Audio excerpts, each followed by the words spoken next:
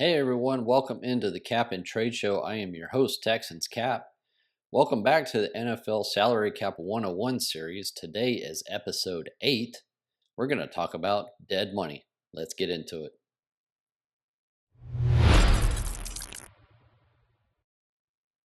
Okay, welcome back in. Now we are on episode 8, and today we're going to talk about dead money. How it is calculated, how it hits the salary cap. This can often be a confusing area of the salary cap and how things are calculated. So, with that, like we like to do, let's jump over into the slideshow and talk about it.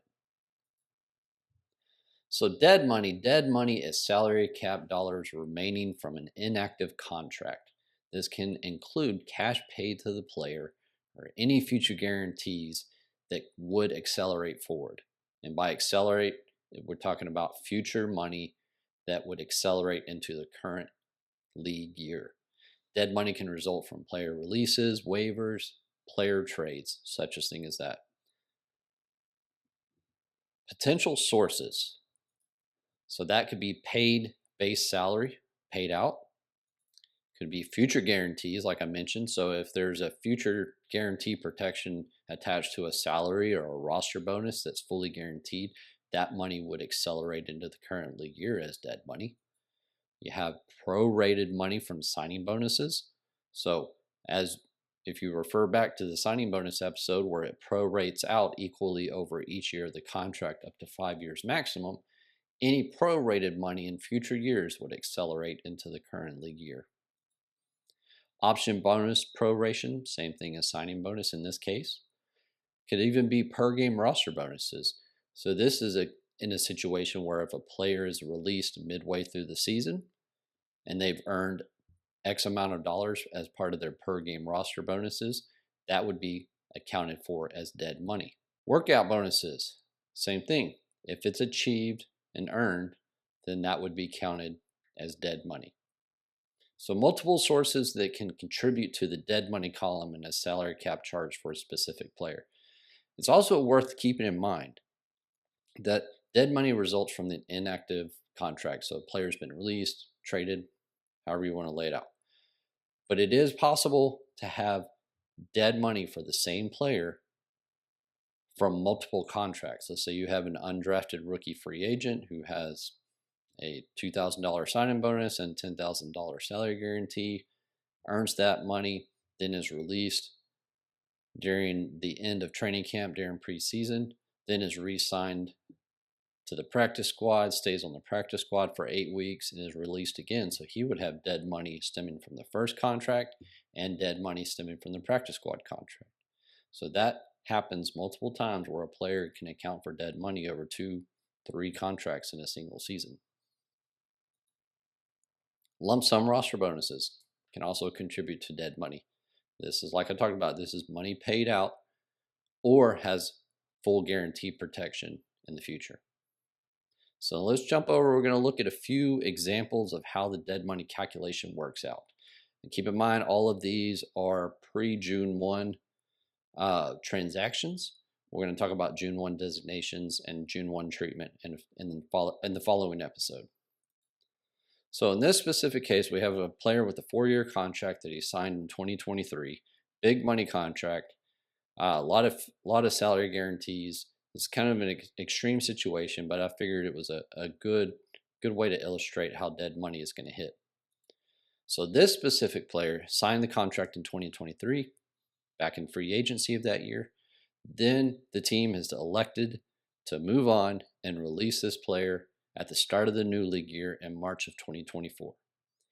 So looking at the table that we have up on the screen, you can see all the components of the player's salary cap charge, which we discussed in a previous episode. This specific player still has guaranteed salary in 2024 and 2025. His prorated signing bonuses extending out to 2026. The player also has per game roster bonuses and workout bonuses, but in this case, since they are released in March of 2024 at the start of the new league year, the player hasn't earned any per game roster bonuses because he hasn't played any games yet, and they haven't been through OTAs, mandatory minicamp, anything like that. that would allow the player to achieve the workout bonuses. So those two columns are not going to calculate in the dead money charge for this specific player in this specific situation. In this one, the future guaranteed salaries of 2024 and 2025, both of those will accelerate immediately into the 2024 league year. The prorated roster or prorated signing bonuses 2024 through 2026, that money will all accelerate forward into the 2024 league year, leaving a total dead money charge of $50.5 million. Now, yes, this is an extreme situation because the player has a $25.9 million cap charge. It's quite difficult to assume the team is going to go upside down $24.6 million to get out of this, but I just wanted to use this specific situation. I'm familiar with this specific contract of how the dead money would be calculated out on this specific player.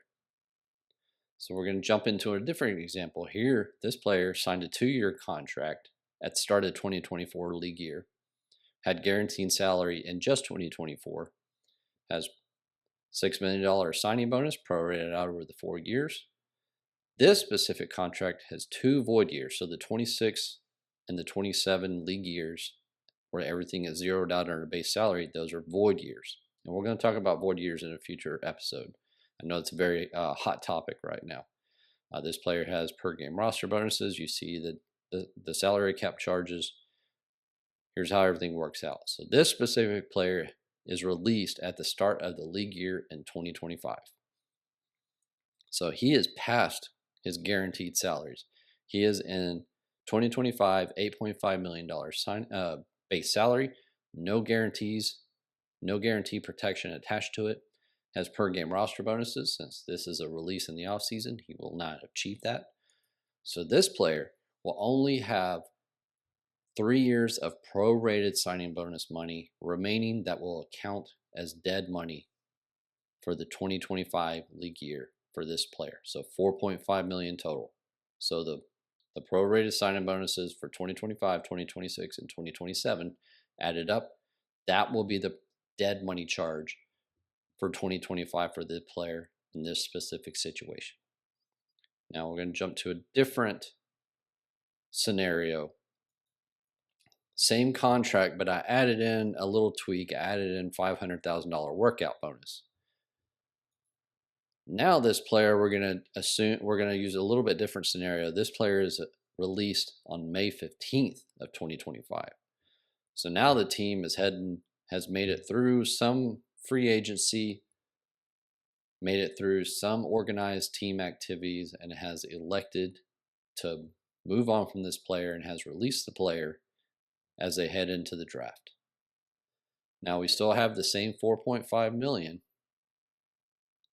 prorated out that's coming together and accounting for dead money on the contract for this 2025 league year. However, because this player achieved the components of the workout bonus, he's earned that $500,000. He was paid that $500,000. Now that is additional dead money going into the calculation. So now you have the $4.5 million from the prorated signing bonus and the $500,000 workout bonus.